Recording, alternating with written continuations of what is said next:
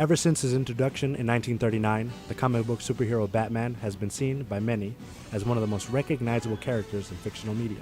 Over the years, he has been presented in many forms, ranging from the original comic books to the 1960s television series. However, the cinematic portrayal of the Batman in the 1980s introduced the character in a more serious manner. From then to the current time period, both the superhero and his world have been reinterpreted in multiple films through the use of different directing methods. The result of these differences presents a fascinating reflection of the evolution of the character in relation to the social changes and trends in American life. Here we go. In 1979, Warner Brothers had secured the film rights to making a feature film based upon Batman. Eventually, Tim Burton accepted the job. In 1989, Batman was released, and the sequel Batman Returns was released in 1992. Within both of these films, Burton presents the character and world of Batman from a gothic, mysterious standpoint in order to express strong commentary on the various political, economic, and social trends in the 1980s. One particular element of the 1980s explored in the first film directed by Burton is life in America during Ronald Reagan's administration. During Ronald Reagan's term, the government had stopped providing financial support for various social programs, which led to many people losing both their jobs and homes, resulting in a large rise in both homelessness and child abuse. Therefore, it is possible that the crime-ridden city of Gotham represents what life for most people was like during Reagan's term. Similar to how Reagan stopped providing aid for many programs, the mayor of Gotham is mainly concerned with putting the government's money and time into keeping the city safe, not for the good of the city itself, but to ensure that its bicentennial celebration can proceed as planned. Due to the hardships of the decade, many people turned to religion as they needed to strongly believe in both a supreme being and life after death. However, most people found it difficult to believe in the traditions of the churches they went to, and thus, they were prompted to discover new forms of religion. This in turn suggests that Batman is supposed to be the supreme being, which many religious people believed in around the time. Very similar to how many religions have often interpreted their gods as being unworldly figures that help people in times of need. Burton seems to use this approach with his portrayal of Batman. The way the character comes easily prepared for whatever he is tasked against gives him a very mysterious edge, which raises questions about how he does what he is able to do, and both the design of his outfit and the bat-like manner in which he moves makes him appear supernatural. The commentary in Batman, however, is not simply limited in response to movements regarding politics and religion. Drugs that were once used for recreational purposes during the 1970s became heavily addictive substances for many people, and newer drugs were introduced in the process. Other materials such as women's makeup and beauty products began to rise again in popularity as well. Both of these trends seem to be addressed in the form of the Joker's weapon. Smiley. Using the same chemicals that turned his skin white and left his face deformed, the Joker poisons various makeup products and uses them to cause mass homicide in Gotham, killing many of the city's fashion models. Considering how the plant from which these chemicals came from is one of Gotham's most prosperous businesses, and how the Joker uses beauty products to carry out his murders, it is possible that Smilex is supposed to represent the consumerism of both drugs and makeup, and how these businesses profited from it. In addition, the symbolism of Smilex extends beyond these two particular trends. During the climax of the movie, the Joker attempts to murder everyone in Gotham by releasing his deadly product in the form of a gas. Supposedly, this may represent the fear that many Americans had of an inevitable nuclear war in response to how President Reagan caused a nuclear arms race with the Soviet Union. During the past decade and a half, the Soviets have built up a massive arsenal of new strategic nuclear weapons, weapons that can strike directly at the United States. Burton continues to offer this type of commentary on business and politics in his second film, Batman Returns. We have with us tonight a man who really needs no introduction. He's given so much to our city. Will you welcome, please, Max Schreck? Schreck is the local business tycoon who owns the department store where Gotham's citizens buy their material goods. He also uses devious, nefarious means in order to achieve the right to build his new power plant. If we're going to break ground when we got to break ground, I'll need permits, variances, tax incentives, that sort of pesky nonsense. The truth, however, is that the plant is actually being built not to supply the city with energy, but rather suck away its current electricity so Schreck can profit off of it. But somehow, you're a well-respected monster. What makes this more complex is how Shrek is actually accepted by society on account of how much it has gained from his own monster-like nature. Furthermore, his role in the film serves as a catalyst behind the villain's motivations.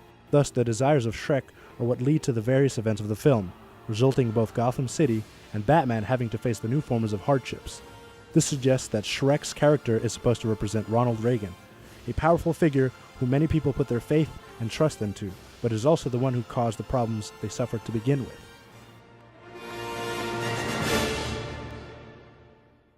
Despite the rising popularity of Batman during the 1990s, Batman Returns did not make as much money as its predecessor, and was criticized for being too dark and inappropriate for younger viewers. In response to this, Warner Brothers replaced Burton and hired Joel Schumacher to serve as director for the next movie, Batman Forever, released in 1995.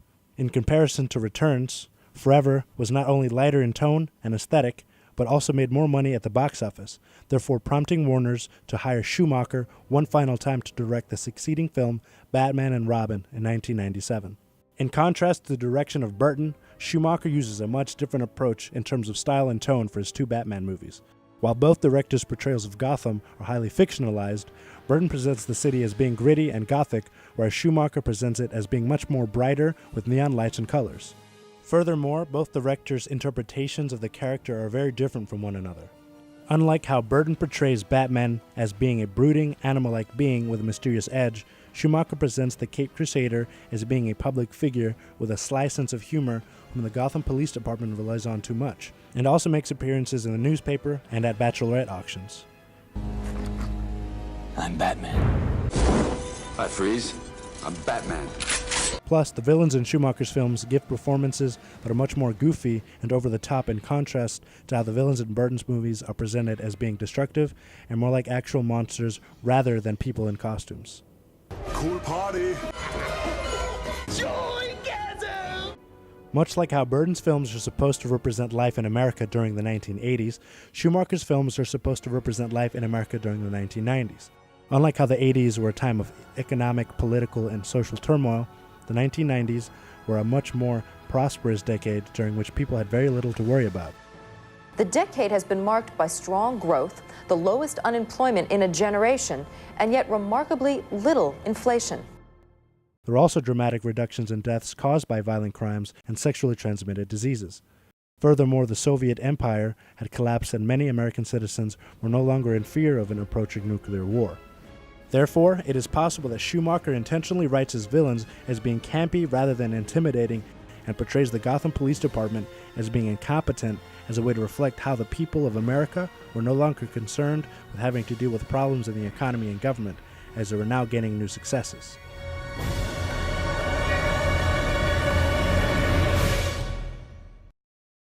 Unfortunately, Batman and Robin was panned by both critics and audiences, and it made the least amount of money as opposed to the previous other films. Thus, Schumacher was removed from directing a fifth film, and for a few years afterwards, the cinematic portrayal of the popular comic hero disappeared as Warner's struggled to find a good screenplay and an appropriate director.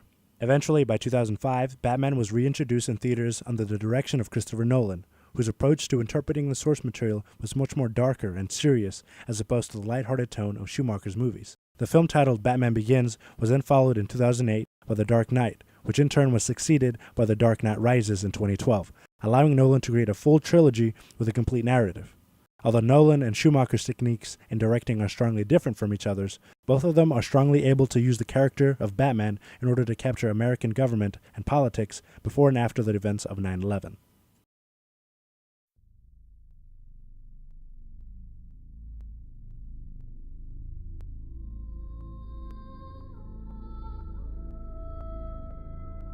On September 11, 2001, 19 members from the Islamic militant organization Al-Qaeda had hijacked 4 planes and used them to carry out suicide attacks against individual targets, each of which were of great importance to the American government. These attacks led to the destruction of the World Trade Center and extensive damage to the Pentagon, resulting in the deaths of 2,996 people. To this day, the events which occurred on September 11th are viewed as one of the most tragic events in American history.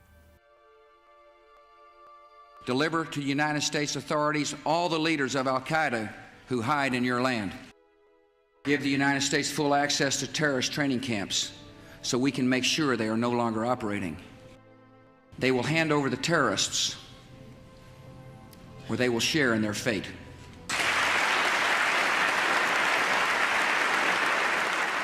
In response to the events of 9/11, President George W. Bush and the U.S. government launched a global campaign known as the War on Terrorism in order to combat against al-Qaeda and prevent further terrorism attacks in America.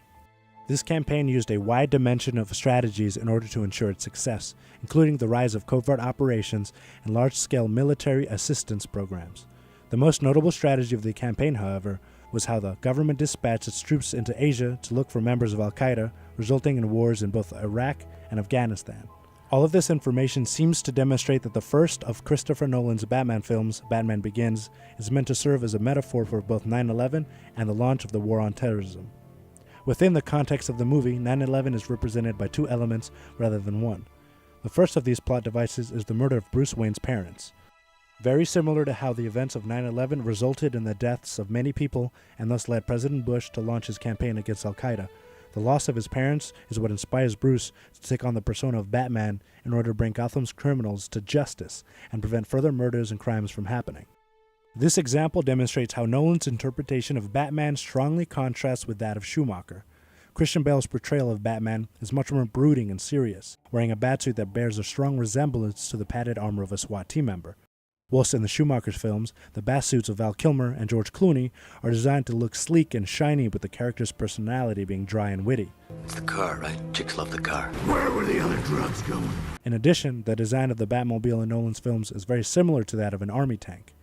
This also extends to the villains. The antagonists of the Dark Knight trilogy are not only more threatening and sinister as opposed to the over-the-top antagonists of Schumacher's movies, but their appearances are made to look less similar to the original comic illustrations and more human. Plus, Nolan's portrayal of Gotham City is filmed directly on location in Chicago and is naturally lit, resulting in a darker, more realistic setting, whereas Schumacher's interpretation is created through the use of digital effects and colorful sets. The other element in Batman Begins that represents the 9/11 attacks is the plan of the film's main groups of antagonists, the League of Shadows. The League is a secret organization of assassins that has spent thousands of years bringing destruction to cities and in which corruption and suffering have become widespread, believing that these cities have become incapable of being saved. However, Batman is able to defeat the League, which in turn motivates him into holding the responsibility of keeping Gotham safe. Therefore, it is possible that the League of Shadows is meant to represent al-Qaeda, as both of them are secret groups from Asian countries that use destructive military tactics in order to spread fear among people, which in turn leads to a new force rising in order to prevent further attacks from continuing. Our war on terror begins with al-Qaeda, but it does not end there.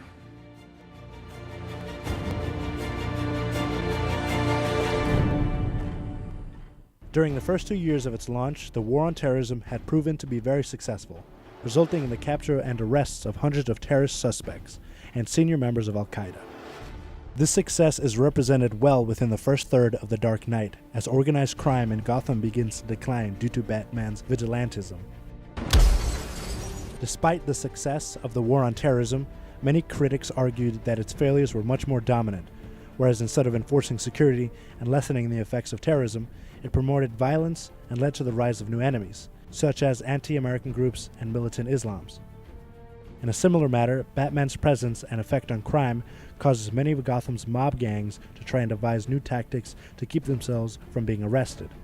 As the film progresses, more of the citizens begin to blame Batman for the deaths and attacks which the city had to endure. Do we really think that he's rather gonna protect an outlaw vigilante than the lives of citizens? Things are worse than ever. Eventually, during President Bush's re-election in 2004, the War on Terrorism began to show its disadvantages and complications. One such example was how in 2006 the Taliban regime had been re-established after its fall during the war in Afghanistan, and it began to form an active revolt against the United States. Furthermore, during the final years of Bush's presidency, he began to face the various criticisms for the methods used on the War on Terrorism. Beautiful, unethical, dangerous. During President Barack Obama's term, the phrase War on Terrorism began to disappear from official communications. Keeping America on a perpetual wartime footing. On May 2, 2011, Osama bin Laden was tracked down by U.S. forces in Abbottabad, Pakistan, and finally killed. Later in 2013, Obama announced that his administration would direct its actions towards more particular dangerous organizations. Priority number one is protecting the American people and going after terrorist networks. Soon, the wars in Iraq and Afghanistan began to decline, and many of the U.S. troops returned to America. Coincidentally, between the death of bin Laden and the decline of the wars, Nolan released the final film in his trilogy, The Dark Knight Rises, in 2012. It is rather possible that this particular movie may have been written to serve a possible foreshadowing for the end of the war on terrorism. When the film begins, Bruce has given up his role as Batman and has gone into hiding, similar to how the war on terrorism's weakening led to the Taliban's revival and insurgency. Batman's disappearance enables the League of Shadows to resurface and return to Gotham to destroy it. Eventually, the film concludes with the League's downfall, and Bruce finally begins to move on with his life, yet still remains in hiding. It is possible that Nolan used bin Laden's death to predict that this would in turn lead to the end of both the war on terrorism and Bush's administration. Therefore, Nolan's Dark Knight trilogy may serve as a metaphor about the rise of war on terrorism and the various events that would lead to its contraction. There is a pride in what this nation stands for and what we can achieve.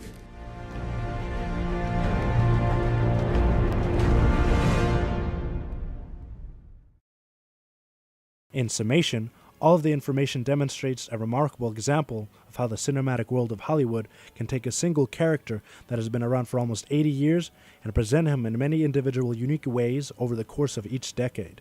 Whether it has been through an approach involving darker interpretations, comedic characters, brighter settings, or simple storytelling, the superhero of Batman has been strongly used in a manner that reflects the various social, political, religious, economic, and international issues and trends which have occurred over the time in the United States.